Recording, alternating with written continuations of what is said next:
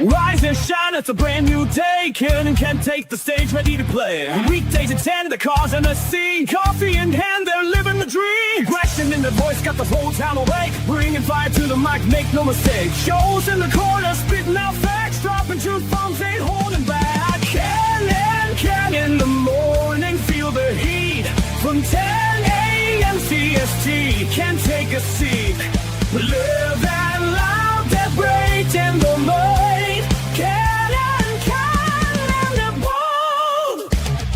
Light up your speakers, crank up the sound. They're talking about life upside down.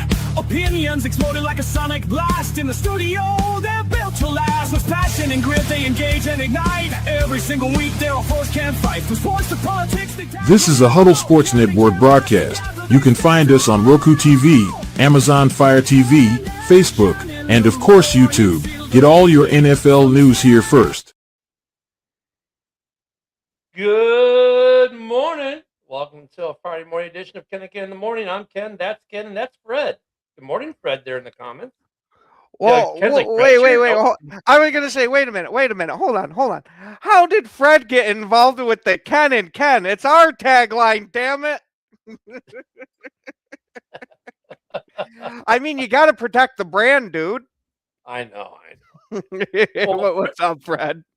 And yes, the whole reason I went into that tirade, because I know you can take a joke. How dare we let Fred intervene? Jeez. So, hey, we got the playoffs. Oh, wait a second. No, we can't talk about the playoffs. That's because the Dolphins went and hired a GM. Fuck you, Dolphins. You're supposed to wait till after the playoffs. God damn it. Anywho. So, yeah, they hired them a GM, and he's a former Packer. Yep. I was going to say, I'm pretty sure he was a VP for us. Let me look to make sure I'm not putting my foot in my mouth. Good morning, Cam. While Ken makes sure his foot's not in his mouth. Yeah, he was our former VP. So that happened. See Fred, guys. Like, what's up, buddy? Buddy. But we have been seeing some rumors go around too of John Harbaugh being linked to Green Bay and to Buffalo. I had just talked to my uncle earlier this morning, and he is a huge Buffalo fan. He is pretty much the whole reason why I'm doing all this podcasting stuff here, was from how in-depth that him and I would talk about football. So he is plugged directly into the Buffalo line. The owner absolutely loves Sean McDermott. With the way that he talks about him, he's saying there is no chance this year that he moves on from McDermott. Now, he says he could see the offensive coordinator, like we were speculating, possibly getting a change, but Sean McDermott is safe. Yeah, I mean, McDermott's done nothing but win overall. I mean, this season hasn't been like their best season yet. They were still competing for the number one seed. So it's not like it's doom and gloom in Buffalo, right? I mean, but Harbaugh, I mean, well, going to Green Bay would make some sense, especially if Green Bay loses tomorrow, which they will. We'll talk about that later. We'll talk about Green Bay's next championship. But I mean, if LaFleur gets fired, I could see that as a possibility as Harbaugh coming up. He's one of the few coaches that you could move on from LaFleur with and not have everybody lose their mind over. Because, yes, you got a lot of the fan base that are arguing for keeping LaFleur. You also have a lot of the, arguing for getting rid of LaFleur. You also have a lot of the fan base saying that it's moronic to move on from LaFleur. Well, and then you've got, some that love Gutekunst and others are like, Though I will say it is seeming like the deal for Gutekunst to get extended is going to get done. So he seems like he is going to be sticking around, and there are rumors that they are going to take, instead of having the general manager and head coach at the same level, they are now going to put the head coach under the GM, which if LaFleur's gone, you could do that, but I don't see LaFleur just, you can take away some of my power, because LaFleur has done a hell of a lot here in Green Bay. Granted, this season hasn't gone the way many envisioned it, but if you're keeping the guy, you can't give a demotion like that. Good morning, Jeremy. That's my road name, by the way. He's calling me by CVMA. We ride motorcycles together. That's right. And go watch hockey games here in Pensacola together. Oh, speaking of that, I happen to have a Packers hockey jersey here. Maybe they could win something. They played hockey. No, they'd still lose to the Blackhawks. I was going to say, does Wisconsin even have a fucking hockey team? NCAA. Okay, yeah. I was going to say, Milwaukee. I do not know. Milwaukee does. They have like an IHL team or AHL team, something. Okay, I was going to say, I do not know anywhere near enough about hockey or Wisconsin professional sports. No, I mean, they've got a GM now with the Dolphins. They need a head coach. Yeah, and this was a guy that was on the staff for 2010 with Green Bay when we won the Super Bowl, and he worked very closely with Goody. So granted, this is a lot to just make the assumption off of here, but right. Because it's like with the guy with Cunningham, like he's for the third year in a row, people want to interview him to be their GM. Current Bears assistant GM. I mean, I get why they want to, because like his boss, people are like, well, Foles has done a really good job in Chicago. Well, we should hire the people who work for him. And I get that kind of like, you want to hire a guy that works for the guy who's successful because you figure that guy's going to be successful because, well, the guy who works for you, he probably learned a thing or two. You would think, but that's not always the case. In fact, that's probably not even the case half the time, but whatever. And it's nice to see these guys get jobs and promotions, but I love when guys go, well, this guy's a good hire because he worked with a guy who was the architect or designed this great team. How'd that work out for you, Detroit, with Morton Salt Company? Do you know what I mean? Yeah, I don't know. It worked out pretty well for us. That salt clumped great. But you know what I mean, though? It's like, I always love that argument. Like, well, he worked with the guy that was the guy. It's like, yeah, okay, well, Morton, we heard last year, Morton is the guy who is the architect of the offense that taught Ben Johnson all he knows, and, well, he got fired. So, I mean, the fact that, he was with the 2010 team that was great. Did he play in the field? Was his name Aaron Rodgers? No? Okay, then. It doesn't mean he knows shit about shit. He happened to beat the organization. Cool. But that's not the quantifier as to why you should hire the guy. But some people will make that the quantifier, right? Well, Joe was in the stands the day that they won their last championship, so therefore he must know what it takes.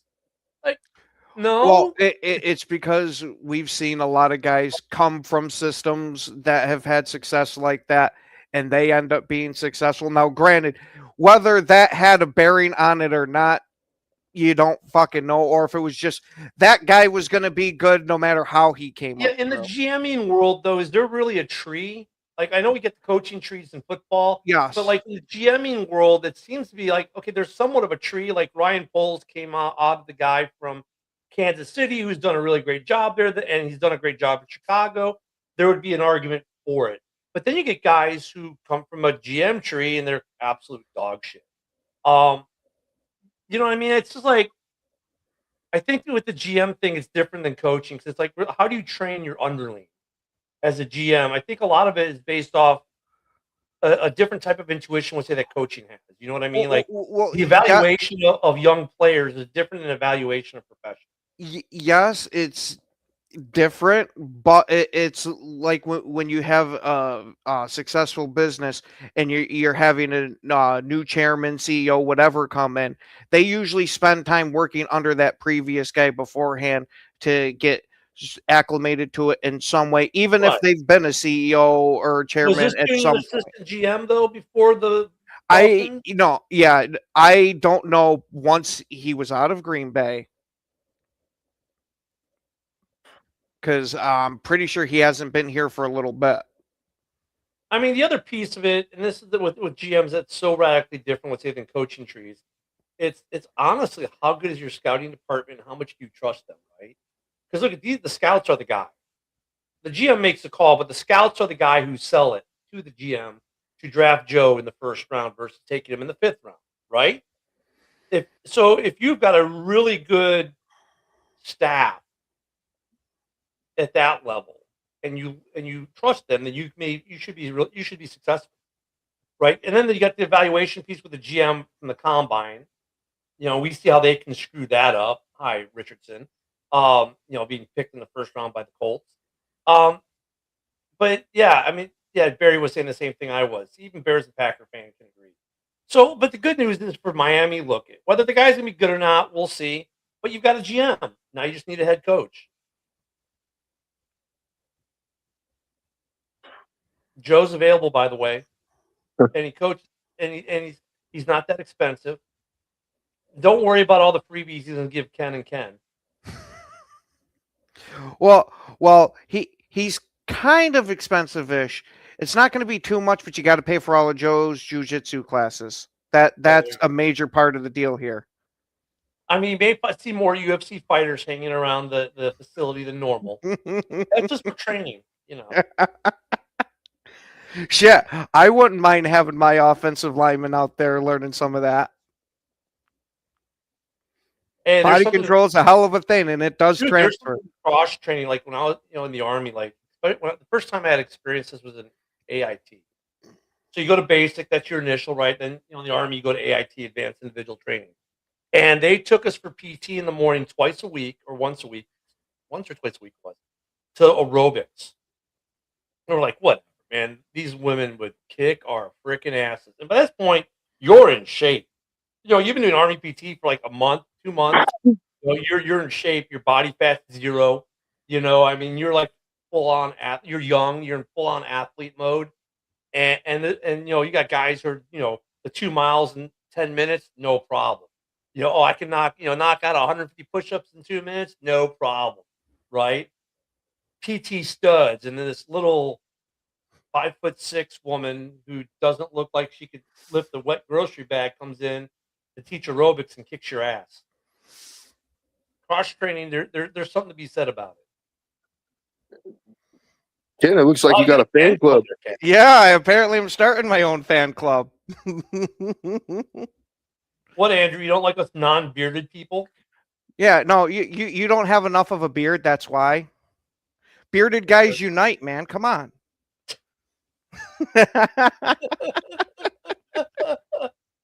So I mean, well, look, the only thing the NFL threw us yesterday was the Dolphins getting a GM.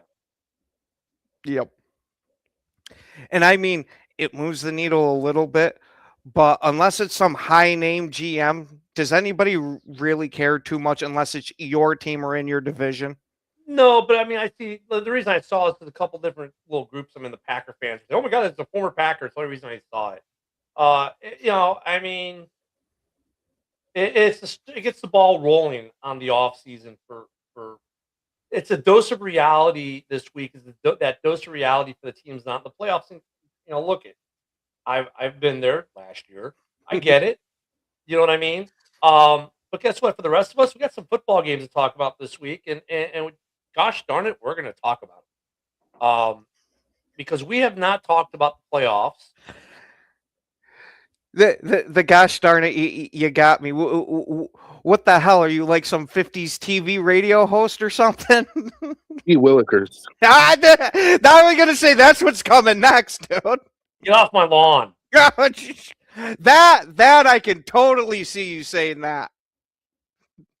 I don't care about my lawn. I'm that old. I don't care anymore. Look, I mean, I'm at that point. Or how about great googly moogly? Oh my God! I love that commercial. But who are the chefs? Great googly moogly. I'm at that age where I don't even care anymore. I'm like, I'm in full Ricky Gervais mode. I was having a conversation with a buddy of mine this morning, and he got called. Let's say a name he shouldn't be getting called in this day and age. And he's like, I don't even care. He's like, what's funny is other people are mad that I'm not mad. I'm just like, whatever. I'm like, oh, you're in full Ricky Gervais mode. He's like, what? I'm like, you just don't care. Like, because does it affect my paycheck? No. Does it affect my family time? No. Does it affect me really at all? No. So what do I care? He just blew it off like, whatever. And then they're all mad because he blew it off. Like, we're in full Ricky Gervais mode, man. We don't care anymore. Oh, come on! Don't you know we live in the time where you got to champion absolutely everything? You know, I told him he should reply the guy and go, "Gotcha, bitch," and really, use a Dave Chappelle gift. Like, Uh-huh. and so this way, this guy's gonna be freaked out, like, oh, is this guy going to HR with it? Is my career over?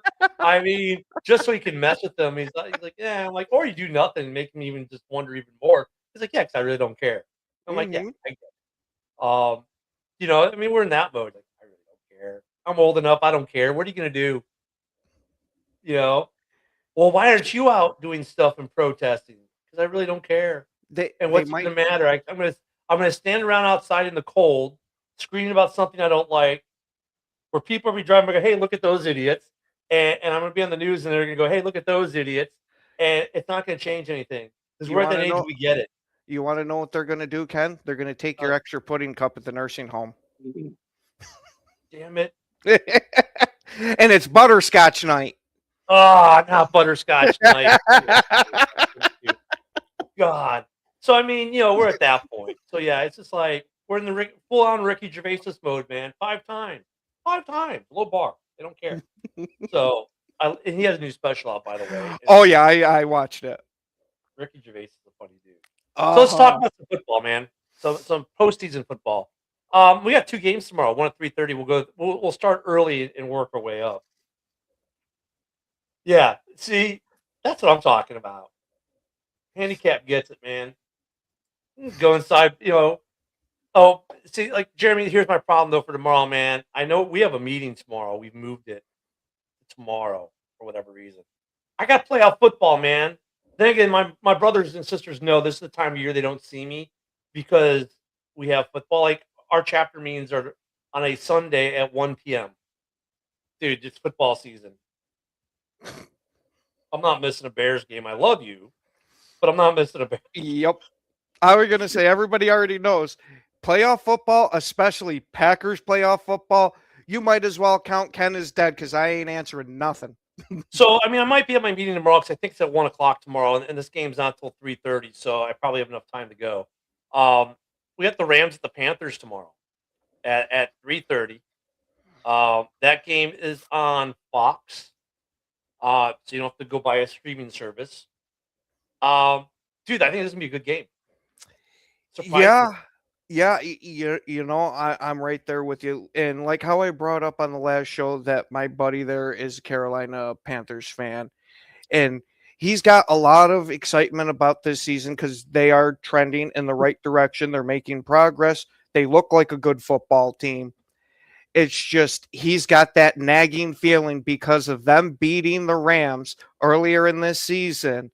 And with the kind of year that Stafford has had, that they're going to go down there and they're going to take that tagline of keep pounding and use it on the Panthers, and as they keep pounding them into submission and shit, they might as well even break out the Dolphin But Raid dude, come on. for You this know we're one. gonna see Julius Peppers banging the drum before the game, right? I Well, mean, it'll be a good opening and closer because you'll have Julius Peppers banging the drum, and then you're going to have Matthew Stafford banging them to close it.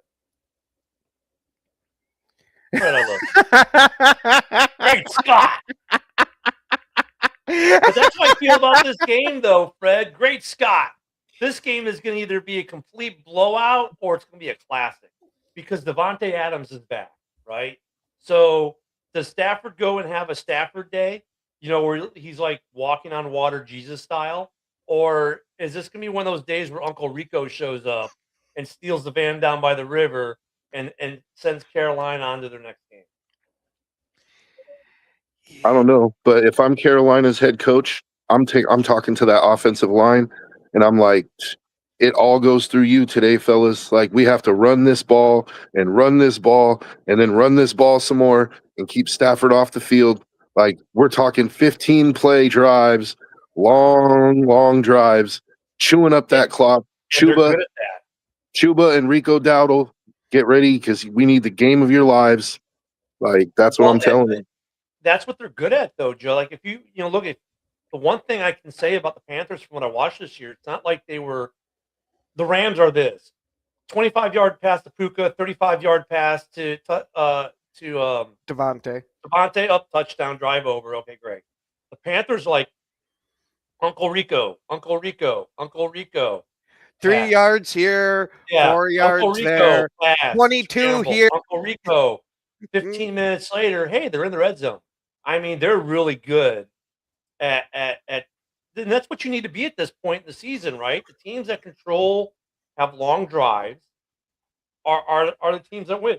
Yeah, Well, the Rams are favored huge. yeah, Fred. I think I'm going to be picking Carolina now because of you saying that.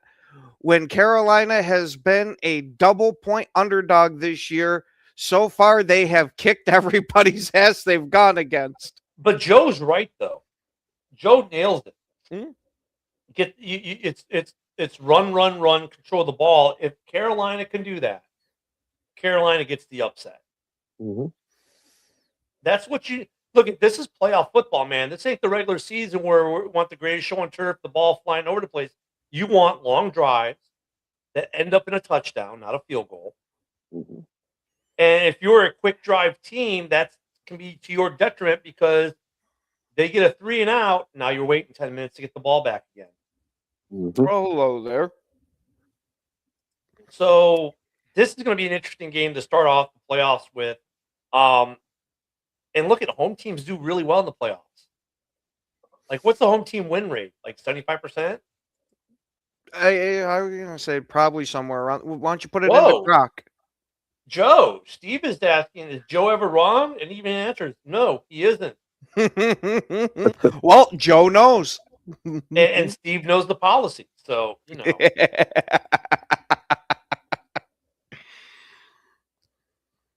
Yeah. Yeah, it's going to be good, dude. Like, I don't know, man. Bryce Young is going to have to be really good in the red zone. Because I think what you said, Ken, is the most important factor in the game is that, like, I don't see them having a problem having long drives, but they got to pay off in touchdowns. Field goals are not going to get it done because Stafford's going to take them right down the field and he's going to score touchdowns. So can the Panthers go touchdown for touchdown with the Rams? Or, I mean, there's always that chance, when you get the defensive battle, right? But I don't really see this being like a huge defensive battle. Well, there's one thing with the Rams, though. They have been known to have games where they get to the red zone and it's field goal time, right? But with Devontae back, that's why they got Devontae, because he kind of corrected that problem, right? When it's just Puka, they sometimes have a problem scoring touchdowns in the red zone.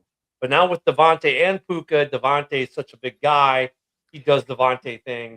That's what I was about. Yeah, that's what I was about to say. But for benefit of the Panthers, there is that they have some pretty big receivers, and Tet looks like the real deal out there. He's been pretty damn sensational this year. So I think that they have a decent shot in the red zone. It's just, can that offensive line put up with the kind of pressure that the Rams defensive line is known to put out? And look, let's not forget, 2 former number 1 picks are going at it. God give the credit there. I mean, I get it, but not all first round pick, first overall picks are even equal. But Bryce, yeah, he was number 1 pick for a reason. So it should be a good game. Yeah, this is gonna be an enjoyable game to watch. So I should be home in time to watch that if I go to my meeting tomorrow. Then we get the big payoff. It's funny because the schedule online says 7 p.m., but Amazon says the game's at 7:30. Not like I'd be late anyways. I'll be ready at 6 o'clock, 5 o'clock, 1 o'clock, ready to go. Bears Packers, the rubber match part 2. Because it's not just a season rubber match. Oh, no. It's an all-time history playoff rubber match because the Bears and Packers have only met twice in the postseason. 1947, when the Bears win and then go on to win the championship. 2010, the Packers win and go on to win a championship. Not that I'm going to say that the winner of this game is going to win the championship, but the winner of this game is going to win the championship. There you go, Ken. Now that's something I can get behind. It's a good thing when I got my co-host already saying that Green Bay is going to win the Super Bowl after they kick the Bears' So when ass. Green Bay goes home on Saturday night, sulking on their way, drive back up I-90, they will at least go home knowing they've lost to the new Super Bowl champ. And Caleb got pretty far in his career here under Ben Johnson, making the playoffs with that 1 year turnaround. The sad thing is that turnaround's going to be real quick in the playoffs too. He'll be going home, but he'll get to wave to Jordan Love and say, "Hey, there goes the next Super Bowl MVP." Well, look I love how Packer fans have this confidence because like they have all this vast experience with the one playoff game against Dallas, a team they never lose against, like 2 years ago, for a team that's never won an NFC North division with Jordan Love as a quarterback or their current head coach. I mean, those two have not won an NFC championship together. I mean, look which Jordan Love are we going to see? It's going to be a good game. It's a Bears Packers game. Bears have a bad. There you go, Barry. They're going to lose. The pass rush for both teams is good. Are a suspect now, right? Especially Packers losing their main pass rush. Now, for the Bears, I can say this: the pass rush has gotten better the last couple weeks, and Booker's starting to show why we went back into the draft to get him when we did. He's starting to show that. But I think the bigger question comes down to someone already said it. Jeremy said it. Which Jordan Love are we going to see? Right? Is Zach Tom going to be 100%? I would say probably not, but he's going to play, and that's a difference for them. Yeah, I was going to say I will take an 80% Zach Tom over just about anybody in the NFL. Because Brisker's not going to be 100%, but he's going to play, and I'll take an 80% Brisker against any other corner because the difference when Brisker plays and when Brisker doesn't is crazy. It is crazy, the difference. When Brisker is in the lineup, the Bears are a top 5 defense this year. When he's not in the lineup, 26. I don't know, man. To me, I think the Bears have a decided advantage in the passing game because they're going to get Rome back. They're going to have all their weapons, right? How's Josh Jacobs feeling? Is he 100%? Is he close to 100%? That's going to be a factor. The Bears running game. Can the Packers hold up against the Bears running game? That's going to be another factor, right? I expect Jordan Love will have his numbers, man. He'll play well. He'll have his numbers.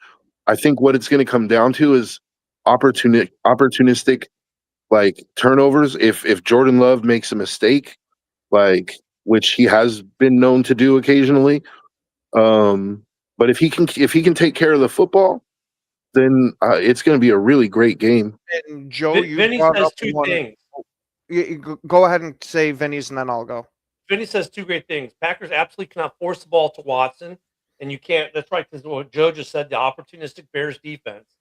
And then if Jacobs is healthy enough, they need to establish a running game. And let me go to Ivan from X real quick as well, Ken, before we jump back over. We ask, but which Caleb are we going to see? But you're going to see a Caleb with Rome Odunze back. That's another big thing in this game. Odunze is back in the lineup, so that's going to make it more interesting. Go ahead, Ken. Yeah. Oh, yeah. Joe had brought up an excellent point, and one of the ones that I will admit that I am nervous about for this game is how are we going to stop the Bears' rushing attack? Granted, we did a good job of limiting it the last time we played, and that's what I'm hoping for is to limit it. But we also can't forget that, unfortunately, I think Derrick Henry is still running on Green Bay right now because we haven't been able to stop him.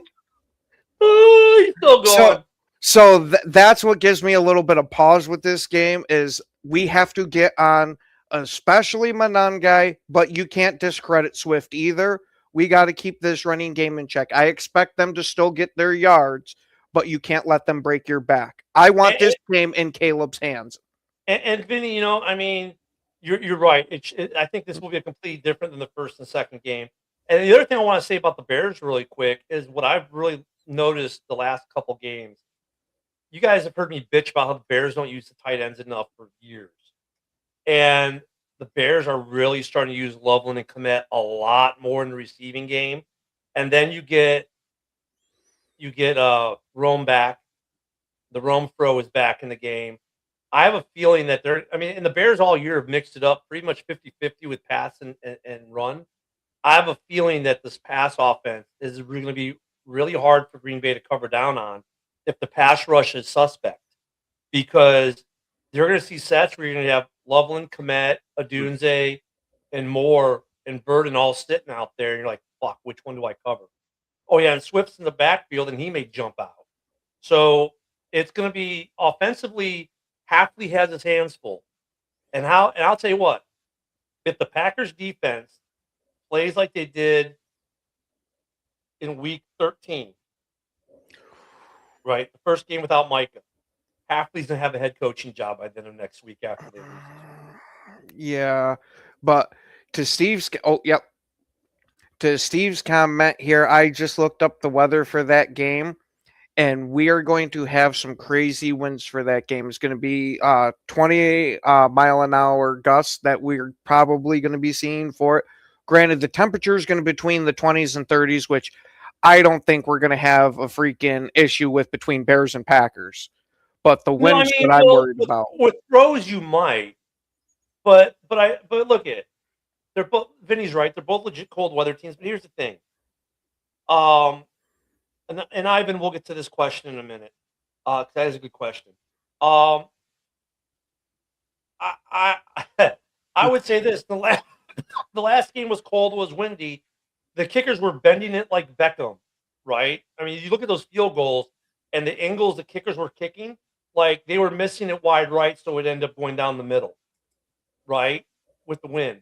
Yet that ball that Caleb threw at the end of the game, right? Well, hold on a second. We've got video evidence. Watch this pass. This is it. On the fake, Williams looking downfield, launching downfield, going for it all. It is caught. Bears win it. You're still muted there, Ken. There you go. There we go. I don't bring that up to have Ken have bad flashbacks at a game, but that was a game where you had these big wins. The kickers were having to weave it in all over the place. Did it look like the wind affected that ball Caleb threw? No. Is it going to affect Caleb and Jordan Love this weekend?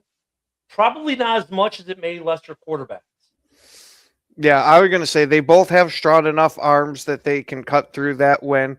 And I'm pretty sure that it was Malik Willis's pass that we saw that was going to open receiver that got carried by the wind, where I don't think you're going to see Caleb or Jordan Love's pass get carried like that. They both have freaking cannons attached to those shoulders, so I'm not too worried about the wind aspect passing-wise. So obviously, I'm taking the Bears. Obviously, Ken's taking the Packers. The question is, Joe, who are you taking in this game?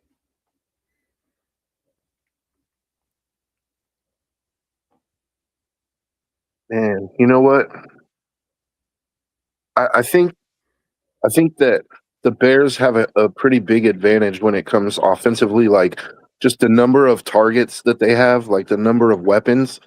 And so they have the luxury of like, okay, where is Xavier McKinney on the field? Okay, he's covering this guy. Well, I'm going this way then. I'm going to either go to this guy. Whoever McKinney's not covering, I'm going to go to this guy. So, and they have the running game, which the Packers haven't really shown that they can stop the run. Like, I don't know. I don't expect the Bears to have like a Derrick Henry type of game, but I think they'll run the ball enough. I think the Bears are going to win by a field goal. Yeah, I think I had this as like a 28-24 game the other day. I think it's a one possession game. I don't know if it's a last second heroics game like the first two have been, right? But I think it's a close game. My question on the Packers offensively is going to be, where's Josh Jacobs at? Like, where's his health at, right? Like, if Josh Jacobs is healthy, that's problematic for the Bears because the Bears lately have not been the best against the run. But once again, that's been without Brisker. Or not Brisker, Gordon. This defense is completely different with Gordon in Then without Gordon, C.J. Gardner-Johnson's been a great pickup for the Bears, right? He filled in admirably, did some really good things, but he's still not him. You know what I mean? So, because when he's in, you see a lot more exotic blitzes and coverages. Dorn, of course, is going to have the Packers by 10. Hey, that's respectable for Dorn. That's Dorn giving the Bears some respect. So I'll take that from Dorn. It's going to be, I mean, there's a reason this is a primetime game like it is on Amazon, because it's going to be a hell of a good football game. Ben Johnson, LaFleur, look at Caleb and Jordan, they're 1-1 against each other this year, or 2-2 lifetime. This is a rubber match in so many different ways. I mean, add that as the third rubber match version. Ben Johnson is 1-1 against the Packers this year. I mean, the storylines for this game are vast and they're deep, but I kind of agree with Joe. Like, look at, I think this goes for any playoff game. He who establishes the run and can control the clock wins the game. The question is going to be: can the Packers get their running game going and try to control some clock? Because we saw what happened last week with Brent's team, right, where the Bears couldn't control the clock. Detroit controlled the clock and left there with a walk-off field goal. So the Bears defensively need to be able to get a couple stops too. And the Packers, the storyline is the same for both. They're not built completely different. They're very similar in so many ways, as are most NFC North teams now. So, Rome is playing, Steve. Yeah, you're gonna with this one. I'm gonna go and say that this is gonna end up being a barn burner of a game, that we are going to see quite a bit of scoring out of this, and I think this is gonna go as one of the quarterback duels type of games, if I can talk properly. It could. And well could. we're gonna end up seeing this game be 34-30 with Green Bay getting that last second touchdown. You mean last second interception by the guy who leads the league in the interception? You say McKinney's going to... Bears are not... I got you.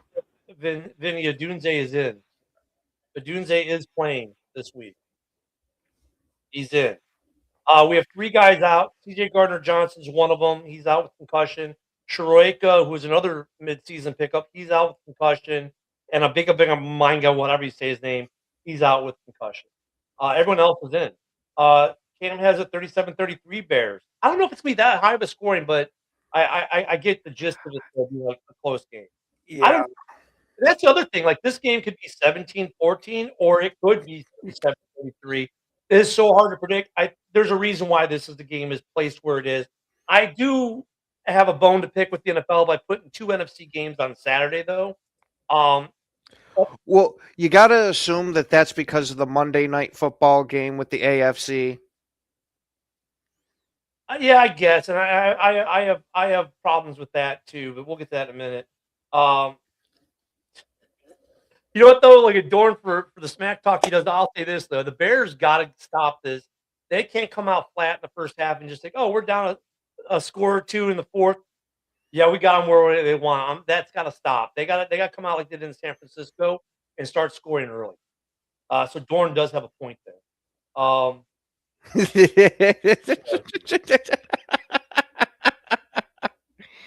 Yeah, and then that's what they can't like, and that's the other thing. He's right there too. Like I don't mind this bend don't break if you're giving up field goals. You just can't give up. You can't give up touchdowns, right?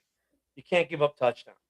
So that's Saturday, and we're gonna end with the barn burner. We could probably talk for the next 2 hours on that game, but let's get into some of these other games because this one hits close to home for Ken because of where he lives. The Bills at the Jaguars, a great way to start your Sunday off at noon.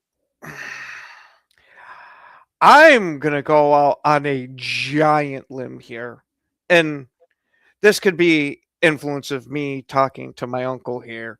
But whoever wins this game between the Jags and Buffalo, I got a feeling is going to be representing the AFC in the Super Bowl.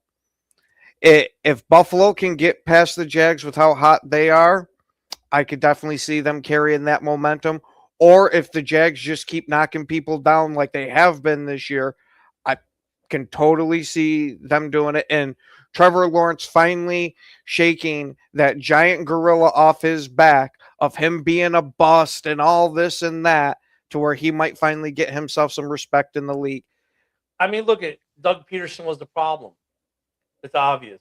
Well, 'Cause he was that the first and all, year, like his first year as head coach. Look how good the Jags were, and then they fell off. So coaching was in fact the problem. Jacksonville has very quietly become a very, very good team this year. No one talked about Jacksonville because it was all about Drake May and Ben Johnson.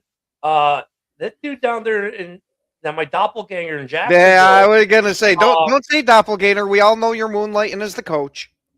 He very quietly, the Jags became a really good football team down there. No one paid attention to all year.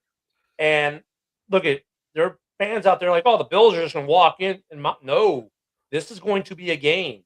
Yeah, ever since, not to interrupt you, Ken, but ever since the Jaguars got that Jacoby Myers from the Raiders, their offense has taken off like crazy. And that's the thing. The Bills' defense is kind of. Their pass defense has gotten a lot better the last 7-8 weeks of the season, to where that is now the strength of their defense, but it's a very shaky strength of if they end up getting another injury in that secondary, because they already lost their top backup for corner in the rookie that they had last week. That might be the house that crumbles under the weight of the snow on the roof. More likely to score TD, Swift or Jacobs going back to the Bears. I'd say both. Yeah, I'll say both. That's a bad one there. They're both. You might be better asking more likely to score a touchdown, Dobbs or Odunze. That might be a better one. Because with the different receiving targets. But I don't know. We'll probably talk about that on Monday or Tuesday, because right now we're talking about the playoffs, Steve. You know the policy. Come on.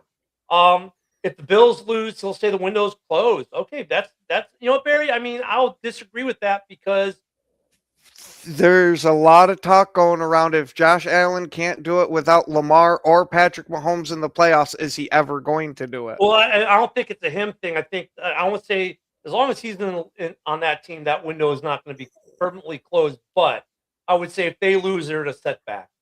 They're going to have to go out and do some things. I'll say that, but I won't say their window is closed, because as long as that man's a quarterback, they have a shot, right?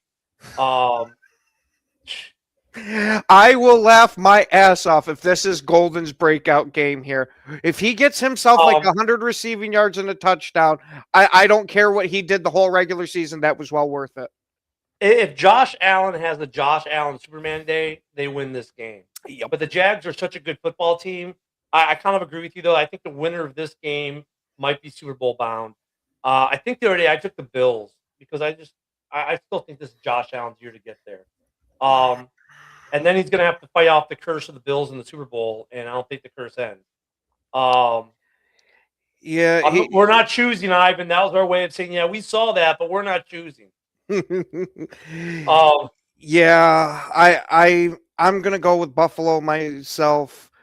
And it's not just the fact of my uncle and, my girlfriend doesn't murder me in my sleep.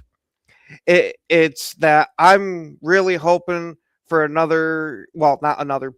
Buffalo and Packers Super Bowl where we continue the moniker for the Buffalo Bills of, boy, I love losing Super Bowls. I mean, look at with the Jags, though. I think this is one of those games, like one day I'll take the Jags, next day I'll take the Bills. Is that kind of closest? Because the Jags, look, I could say the Jags win the side case of stabbing a fan. That's what they do in Duval. This is going to be a great way to start our Saturday. But I think the winner, I think a lot of people underestimate the Jags. I mean, the line says it. It's -1.5 on the Bills side, just like the Bears are underdogs at home. I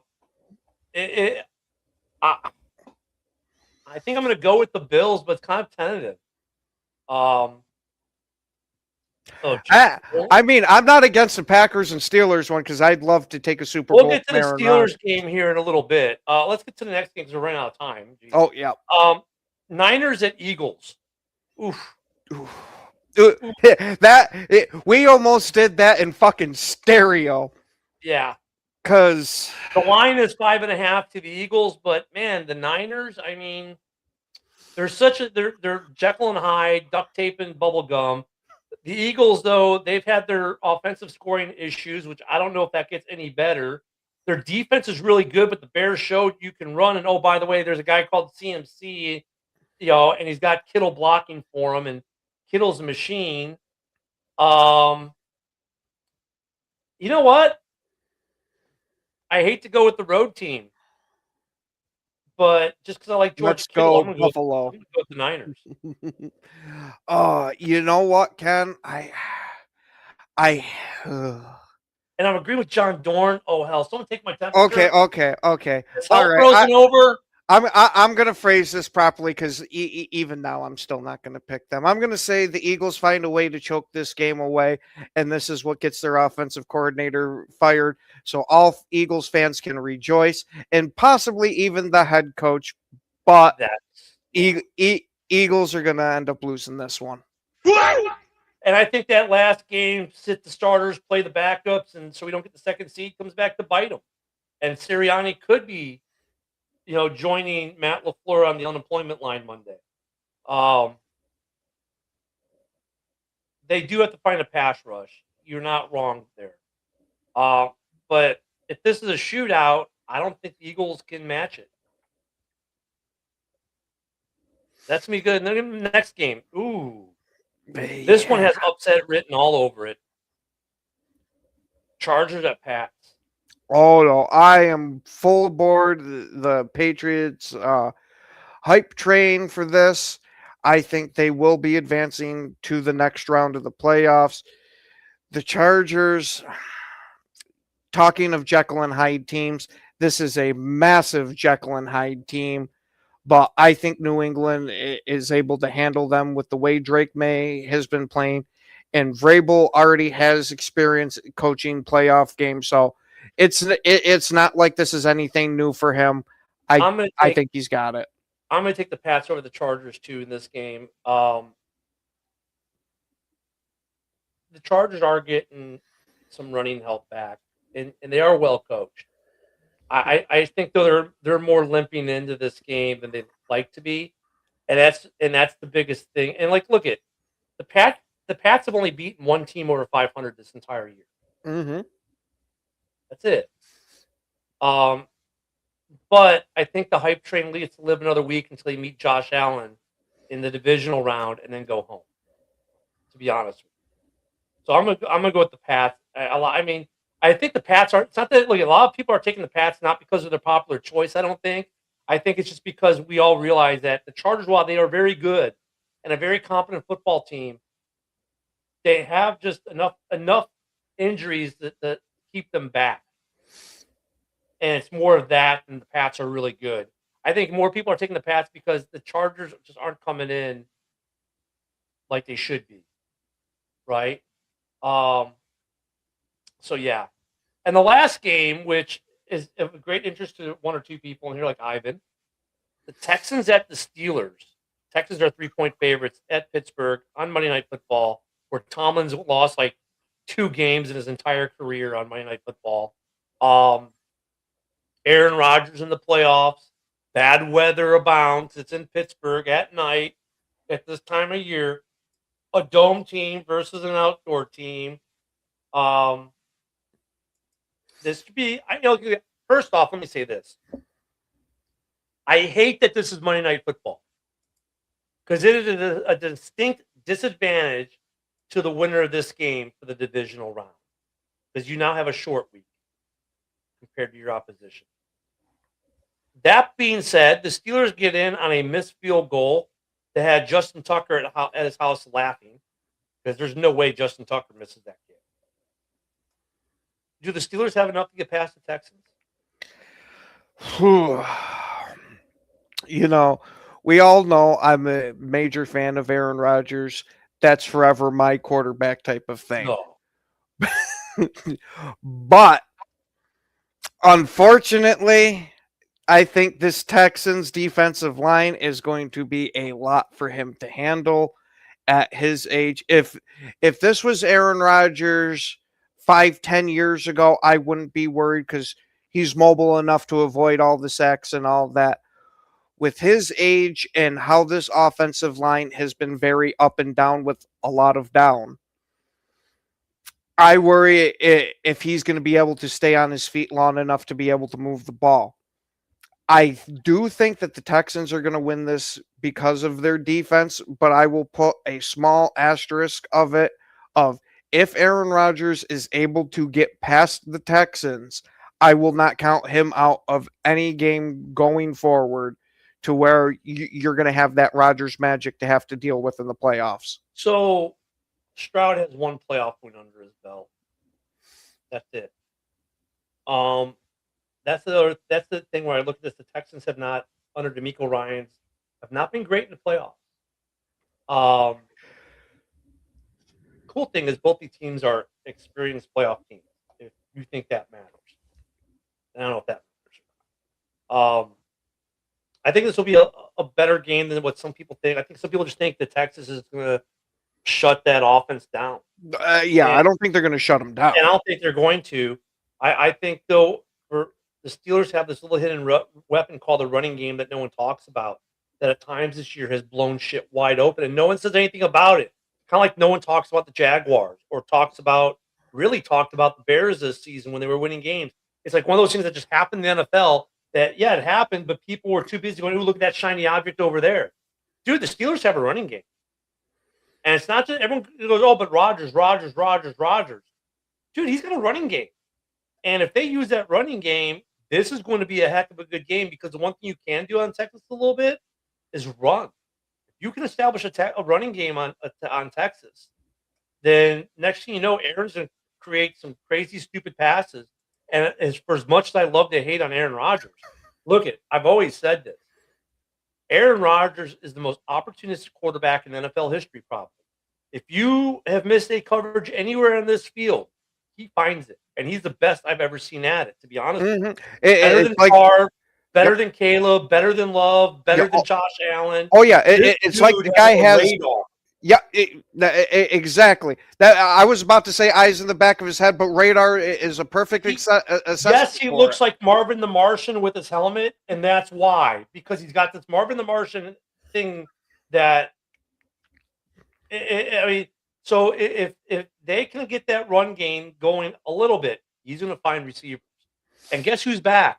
Back again. DK's back. Tell your friends. Just don't tell DK his government name. Yeah, no shit. I think this is going to be a very good game. Wait. You know what I've just realized? This whole show, we haven't heard from our resident Jagoff. Yeah, where the hell's our Jagoff? Yinzer, I'm mad at you now. You Jagoff. You jackwagon. That's what it is. All day. That's what it is. The wagon popped a tire, so he's been jacking the wagon up all day. That's why he's missed the show. No, I'm like, well, we don't have a jack wagon. We got a Dorn instead. I mean, that's kind of no, it's not a fair trade. No. Dorn is our resident troll Obi-Wan Kenobi. Not the great Kazoo Rodgers. Oh, I love that. That's good, Barry. I hate that this is the Monday night game, but this will be a fun Monday night game. I think Pittsburgh can pull it out. If they don't, there's another head coach looking for a job on Tuesday. And we'll have 11 vacancies. If Green Bay, Philly, and Pittsburgh lose, I think all three teams are looking for a new head coach come Tuesday.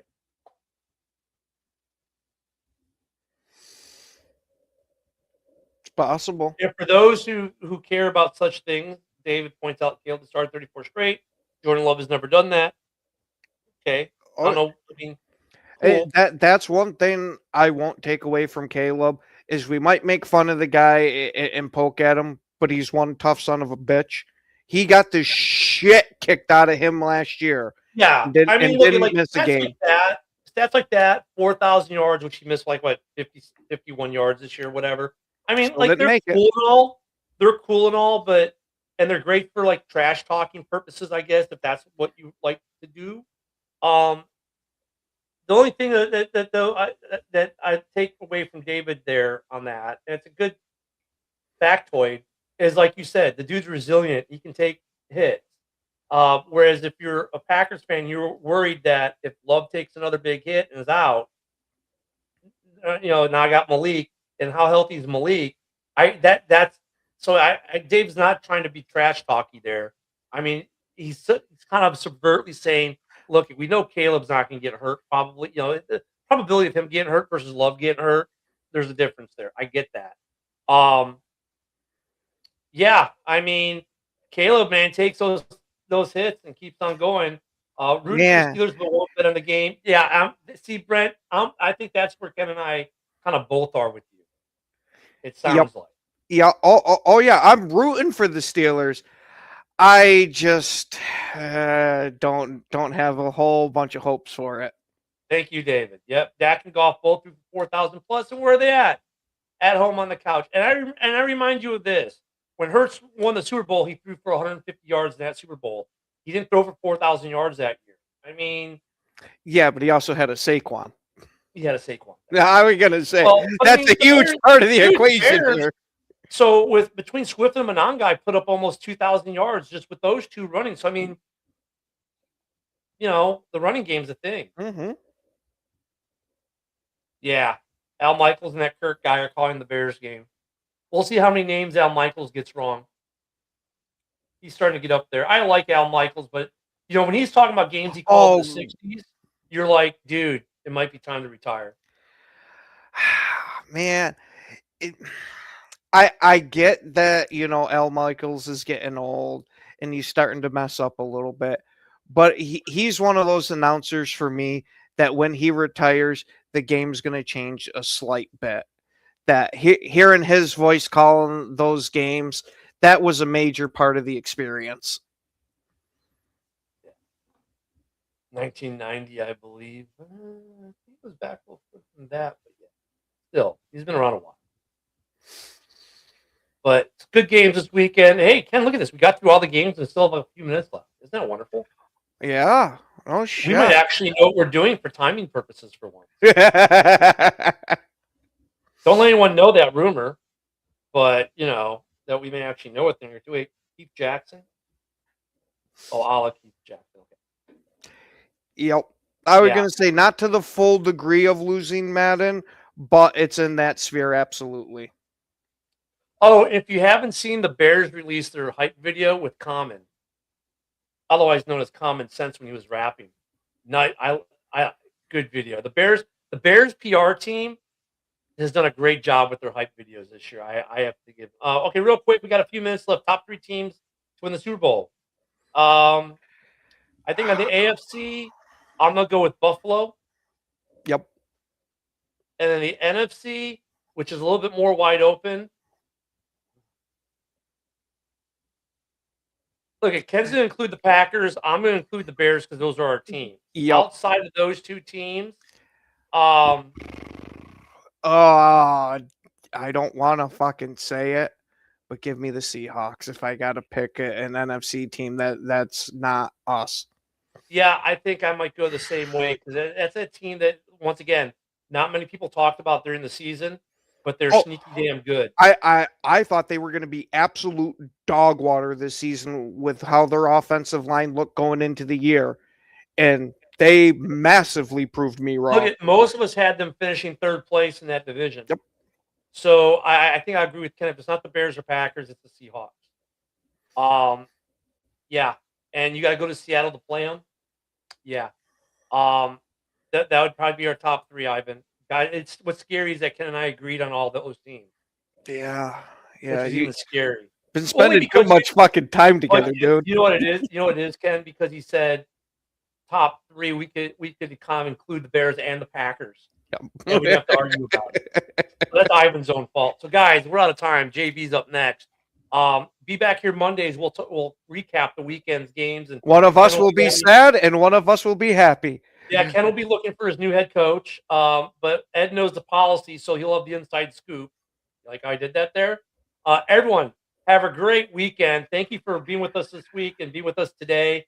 Hope to see you all this weekend on the interwebs. And see, I did an old guy thing there too. And on Monday morning, have a great one, guys. Yeah, go Pack, go. Bear down.